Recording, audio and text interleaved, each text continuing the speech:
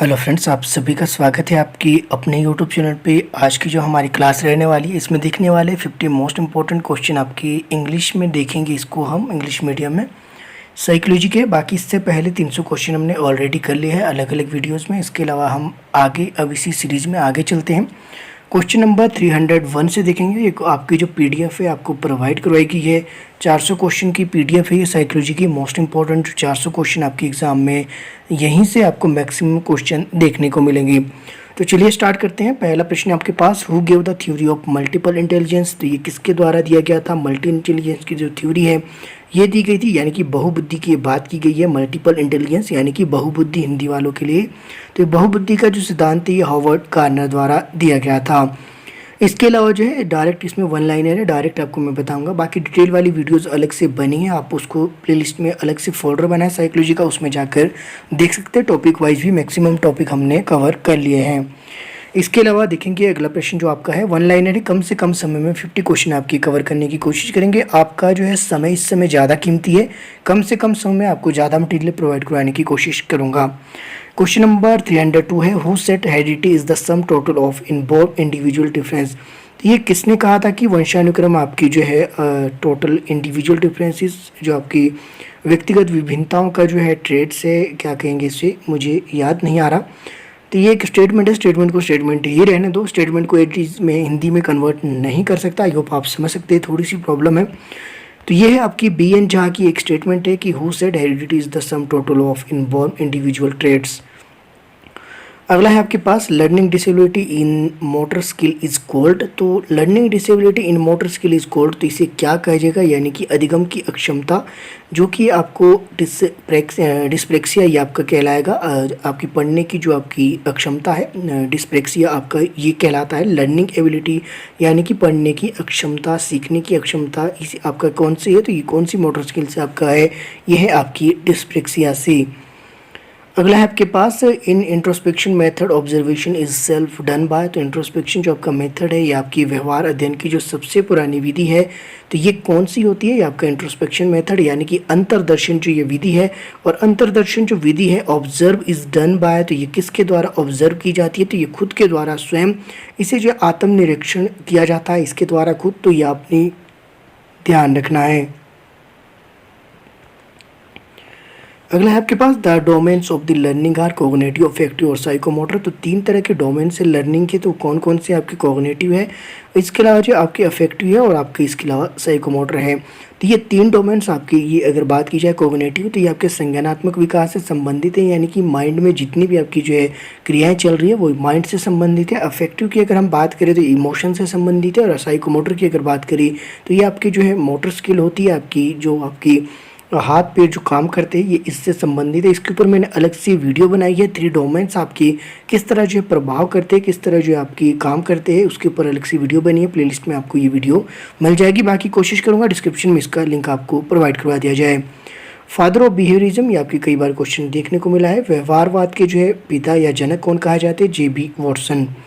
The feeling of the shame and pride develop in age stage. तो आपकी जो है आपकी बात की जाए फीलिंग की, फीलिंग कौन सी? जो शेम यानी कि किस अवस्था में बच्चे को जो है शर्म और गर्व की जो ये आपकी स्टार्ट हो जाती है डेवलपमेंट, ये किस स्टेज की बात की गई? तो ये चाइल्डहुड की बात की गई है। इंपॉर्टेंट फैक्ट है, ये आपने याद रखना है। चाइल्डहुड की ये एक विशेषता है कि उस समय जो बच्चों को शर्म आने लगती है और जो है खुद के ऊपर जो है वो प्राइड फील करता है किसी छोटे छोटे काम को लेकर। तो ये इस किस समय ये डेवलप होती है वाली धारणा? तो ये होती है आपकी चाइल्डहुड में। Operant conditioning is associated with, operant conditioning यानी कि अनुबंधन जो आपका सिद्धांत है, अनुबंधन क्रिया प्रसूत अनुबंधन का जो सिद्धांत है आपका, ये किससे संबंधित है? ये आपकी किसने दिया था? आपके B.F. स्किनर द्वारा। इंपॉर्टेंट है ये आपका याद रखना। ऑपरेंट कंडीशनिंग थ्योरी किसने दी है? तो ये आपकी B.F. स्किनर द्वारा दी गई है। ट्रायल एंड एरर थ्योरी किसके द्वारा दी गई है? यानी कि आपका जो है प्रयास और प्रयत्न और भूल का जो सिद्धांत है ये किसके द्वारा दिया गया है? तो ये दिया गया है आपकी थॉर्नडाइक द्वारा। तो trial and error theory who was given, तो ये किसने दी थी? आपके थॉर्नडाइक द्वारा ये दी गई थी। इंपॉर्टेंट है आपने याद रखना। बिल्ली के ऊपर इसने जो प्रयोग किया था ये भी आपसे क्वेश्चन पूछा जा सकता है। First psychological laboratory was established bye, तो पहली जो आपकी साइकोलॉजिकल लेबोरेटरी है वो आपकी कब जो है किसने जो इस्टेब्लिश की थी? तो ये की थी आपकी वुंट ने। अगर आपसे पूछा जाए कब की थी, 1879 में। कहाँ की थी, तो लिपचिंग में। ये भी आप फैक्ट याद रख सकते हैं। Child who has unusual difficulty in oral instruction में हैव द फॉलोइंग इम्पेयरमेंट। देखिए, जिस बच्चे को जो है unusual difficulty in oral instruction होगी, आपकी जो बोल चाल के द्वारा जो आपको इंस्ट्रक्शन दी गई है, यानी अगर किसी बच्चे को जो है उसमें डिफ़िकल्टी हो रही ओरल इंस्ट्रक्शन को आपको समझने में, तो ये किस तरह की जो है आपकी इम्पेयरमेंट हो सकती है, तो वो आपकी हियरिंग इम्पेयरमेंट हो सकता है। उसके सुनने की जो क्षमता है वो आपकी कम है, जिसके कारण जो भी उसके लिए बोला जा रहा है किसी दूसरे द्वारा, तो उसको जो है वो डायरेक्ट सुनाई ना देकर वो जो है लिपसिंग पढ़ने की कोशिश कर रहा है, तो ये आपका हियरिंग इम्पेयरमेंट का एक कारण हो सकता है। S Hollingworth is associated with her work. तो ये आपके किस वर्क से संबंधित है, तो ये आपके गिफ्टेड चिल्ड्रन से। ये इंपॉर्टेंट क्वेश्चन है, ये आपने याद रखना है। विशिष्ट ये बालकों से संबंधित है आपके एस होलिंगवर्थ, ये आपसे डायरेक्ट पूछा जाता है, तो इम्पोर्टेंट है, ये आपने याद रखना है। The two factor theory of intelligence was proposed bye. तो आपकी टू फैक्टर थ्योरी है किसके द्वारा दी गई थी, ये दी गई थी आपके स्पीयरमैन द्वारा। हिंदी वालों को ये कई बार मैंने करवा दिया है। तो टू फैक्टर थ्योरी किसके द्वारा दी गई, स्पीयरमैन द्वारा। आपके इसमें दो फैक्टर थे, एक था आपके पास जी फैक्टर, दूसरा था आपके पास एस फैक्टर। जी फैक्टर आपका जो है जनरल इंटेलिजेंस को दिखाता है, वहीं एस फैक्टर आपका जो है स्पेसिफिक इंटेलिजेंस को। तो ये टू फैक्टर थ्योरी आपकी स्पीयरमैन द्वारा दी गई है। Where was first experiment psychological laboratory. तो यूनिवर्सिटी ऑफ लिपचिंग जर्मनी में जो है पहली आपकी जो है एक्सपेरिमेंटल साइकोलॉजी लेबोरेटरी आपकी जो इस्टेब्लिश की गई थी, जो कि आपको मैंने ऊपर भी बता दिया है, वुंट द्वारा ये की गई थी, ये आपने याद रखना है। अगला प्रश्न देखते हैं। अगला आपके पास the two factor theory of intelligence was proposed by Spearman. ये फिर से रिपीट हो गया है क्वेश्चन, तो ये आपकी किसने दी है, स्पीयरमैन ने ही दी है to factor theory. Learning is the knowledge acquisition through cognitive process of information. Who among the following hold this view? तो ये आपके किसके द्वारा जो ये व्यू रखा गया है कि learning is the knowledge acquisition through cognitive process of information. Who among the following hold this view? तो ये आपकी डायरेक्ट स्टेटमेंट है, एज इट इज़, इसको मैं जो कन्वर्ट नहीं कर पाऊंगा, तो आपने इसको ही थोड़ा थोड़ा याद रखना। इंग्लिश वालों को तो ये ऑलरेडी समझ आ गया है। तो ये Albert Bandura. Humanist theory of the personality is associated by. तो humanist theory of the personality थी, ये किसके द्वारा दी गई है, ह्यूमनिस्ट थ्योरी ऑफ पर्सनैलिटी, व्यक्तित्व की जो ह्यूमनिस्ट थ्योरी है, ये किसके द्वारा, मानववादी जो आपकी मानववादी जो सिद्धांत है व्यक्तित्व का, किसके द्वारा एसोसिएट, किसके द्वारा दिया गया है, तो ये मैस्लो द्वारा दिया गया है। Who said psychology is the study of the human nature. ये किसने कहा कि साइकोलॉजी आपके जो है वो स्टडी करता है ह्यूमन नेचर की, मानव व्यवहार का, तो ये किसके द्वारा कहा गया था, ये किया गया था आपकी बोरिंग द्वारा। क्वेश्चन नंबर 319 है आपके पास। Who said adolescence is the period of the storm and strain. तो ये किसने कहा था कि किशोरावस्था जो आपके तूफान और संघर्ष का काल है, तो ये आपकी स्टैनले हॉल द्वारा कहा गया है। इंपॉर्टेंट है, ये आपने याद रखना है। ये स्टेटमेंट आपकी देखने को मिल सकती है किसी भी एक्सट्रीम को, ये क्वेश्चन मुझे लग रहा है इस बार आपका जरूर देखने को मिल जाएगा। Who is the father of the project method in teaching. तो आपके जो फादर कौन है प्रोजेक्ट मेथड के टीचिंग की अगर हम बात करें, तो ये कहा जाता है किलपैट्रिक को। क्वेश्चन नंबर 321 देखेंगे। Not being able to recognise the word which kind of the learning disability. तो ये आपका डिसलेक्सिया है कि जिसमें आपको जो है शब्दों को ही पहचान नहीं पा रहे हैं, तो ये किस तरह की आपकी जो है लर्निंग डिसेबिलिटी है, तो ये आपकी डिसलेक्सिया है। लर्निंग डिसेबिलिटी की अलग से मैंने एक वीडियो बनाई है, एक नहीं बल्कि दो वीडियो बनाई है। अगर आप चाहें तो उन वीडियोज़ को प्लेलिस्ट में जाकर ढूंढ सकते हैं। ढूंढनी है आपने, मटेरियल ऑलरेडी आपके पास मैक्सिमम मैंने प्रोवाइड करवा दिया है। 90% सिलेबस आपका जो है मैंने कवर कर दिया है और वीडियोस आपके लिए बनाई है। आपको ढूंढनी खुद है, प्लेलिस्ट में जाकर मटेरियल सभी प्रोवाइड है।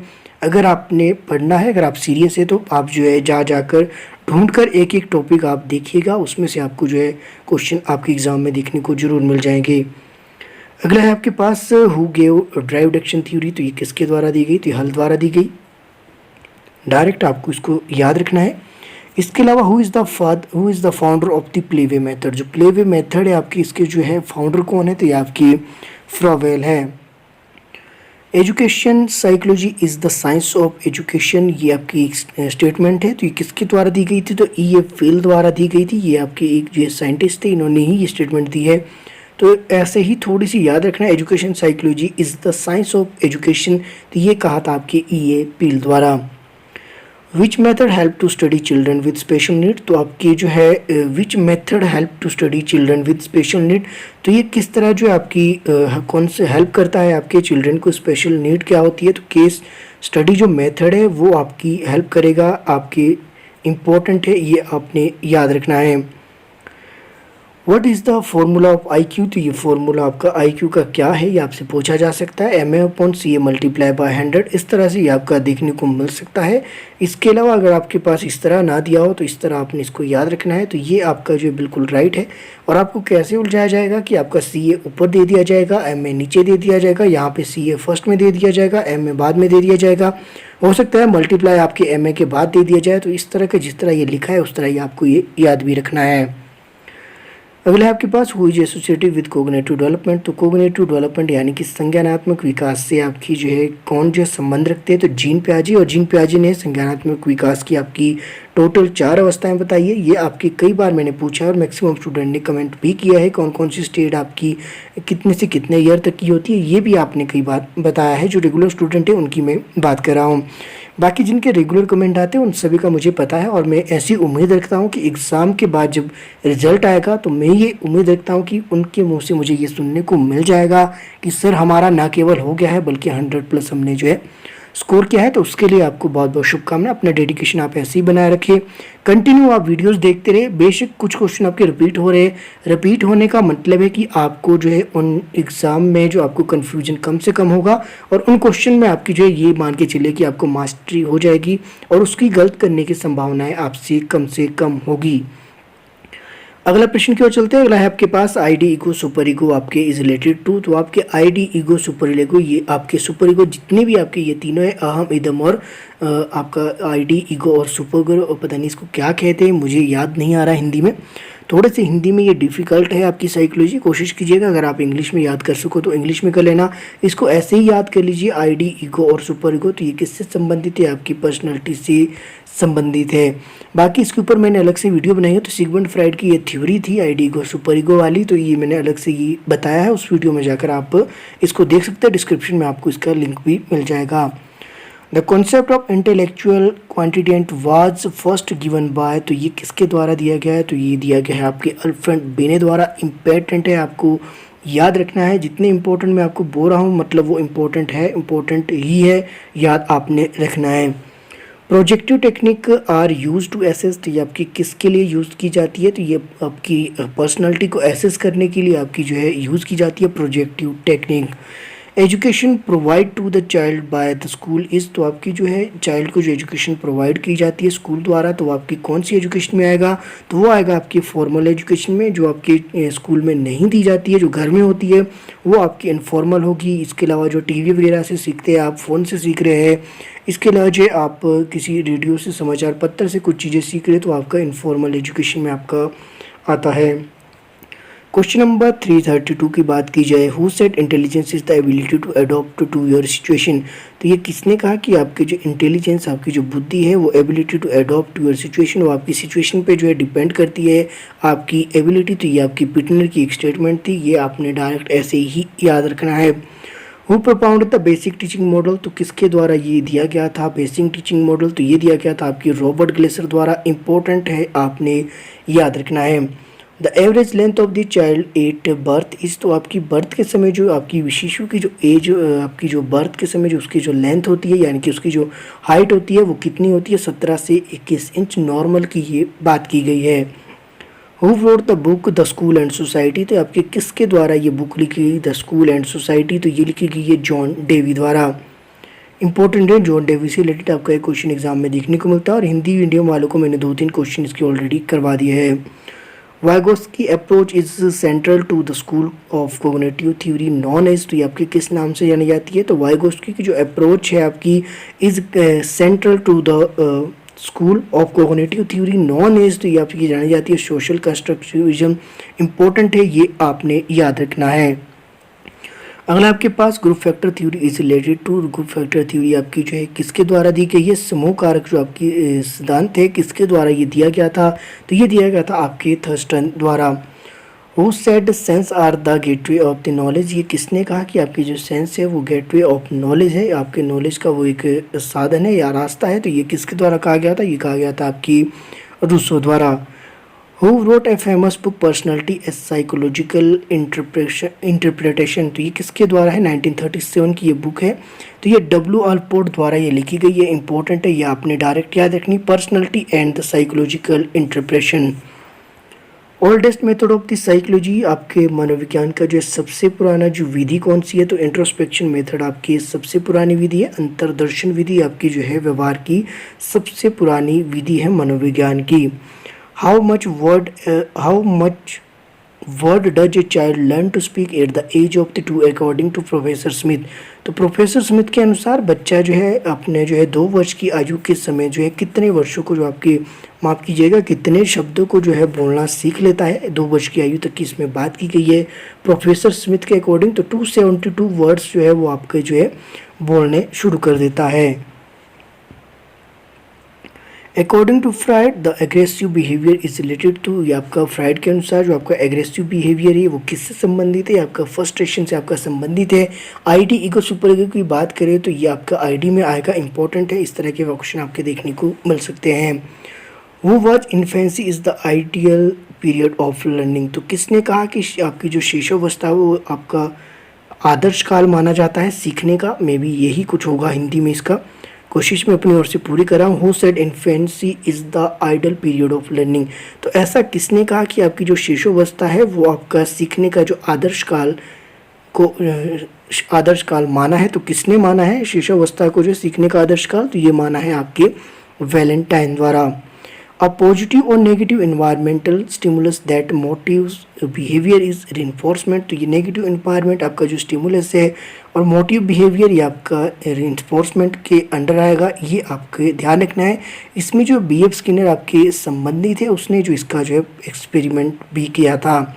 Development of the language in children according to B.F. Skinner is the result of the imitation and reinforcement. Development of the language in the children according to B.F. Skinner, तो B.F. Skinner ने imitation and reinforcement की बात की है, तो ये मैंने आपको पहले ही बता दिया है। बाकी 4 distinct stage of the children intellectual development are identified by, तो ये भी आपको मैंने पहले ही बता दिया है कि कॉग्निटिव डेवलपमेंट की जो 4 अवस्था है वो आपकी किसके द्वारा आइडेंटिफाई की गई है, तो ये की गई थी आपकी जीन पियाजे द्वारा, और मैक्सिमम ये ही आपकी एग्जाम में पूछी जाती है। इसमें पूछा जाता है कि फॉर्मल कौन सी है आपकी, कॉन्क्रीट फॉर्मल कौन सी है, प्री ऑपरेशनल कौन सी है और ऑपरेशन आपकी कौन सी है, इस तरह की जो है सेंसरी मोटर स्टेज कौन सी है, कितने से कितने ईयर तक की होती है, इस तरह के क्वेश्चन इसमें देखने को मिलते हैं। Who said word learning is the definitely better than the part of learning, तो ये आपकी वर्ड वर्क की एक स्टेटमेंट है, इसको आप ऐसे ही याद रखेंगे। क्वेश्चन नंबर 348 है आपके पास, introspection was rejected because it was too, तो इंट्रोस्पेक्शन जो मेथड है उसको जो रिजेक्ट किया जाता है बिकॉज, क्यों, क्या कारण है इसका, क्योंकि जो इसमें ये क्या है आपका, ये आपका टाइम कंज्यूमिंग है, तो इसको भी आपने डायरेक्ट याद रखना है। According to Freud which part of the mind is compose mainly of life and death instinct, तो ये आपका आईडी है, तो इसमें इंपॉर्टेंट है, ये आपने याद रखना है। ये आईडी ईगो सुपर ईगो ये वही है सिगमंड फ्राइड की थ्योरी। अगर हम देखें तो अभी तक हमने 3 क्वेश्चन इसमें देख लिए हैं, तो सिगमंड फ्राइड की थ्योरी से अभी तक हमने 3 क्वेश्चन देख लिए। और अगर आप कोई भी एग्जाम या क्वेश्चन पेपर उठा के देखिए, अगर किसी भी स्ट्रीम का उठाए, तो मुझे लगता है कि हर स्ट्रीम में यहाँ से क्वेश्चन आपका देखने को अभी तक भी बना है और आगे भी बनने की संभावना है। क्वेश्चन नंबर 350 आपके पास, children often learn by watching television, this type of learning score, तो जो बच्चा आपका जो है टीवी को सीख कर जो है कुछ सीख रहा है टीवी को देखकर, तो इस तरह की जो लर्निंग है वो आपकी क्या कहलाएगी। एक तो होती है वो आपकी, अगर फॉर्मल और इनफॉर्मल पूछा जाए तो ये इनफॉर्मल लर्निंग का एक पार्ट है। अगर आपसे पूछा जाए इस तरह से क्या आपका ये ऑब्जर्वेशन लर्निंग है, तो ये ऑब्जर्वेशन लर्निंग है कि उसको ऑब्जर्व करके वो सीख रहा है, देख देख के वो सीख रहा है, तो ये ऑब्जर्वेशन लर्निंग का आपका पार्ट है। और ये आपका आज का अंतिम प्रश्न भी था। इसके अलावा अगर आप जो है इस PDF को लेना चाहें तो ये PDF अवेलेबल है, 65 रुपीज़ इसका मिनिमम अमाउंट है। अगर आप चाहे तो इसको ले सकते हैं। 9817783916 ये गूगल पे और व्हाट्सएप नंबर है। इस नंबर के थ्रू आपको जो है पे करना है और इसी नंबर पे आपको स्क्रीनशॉट व्हाट्सएप पे शेयर करना है, आपको पीडीएफ मिल जाएगी।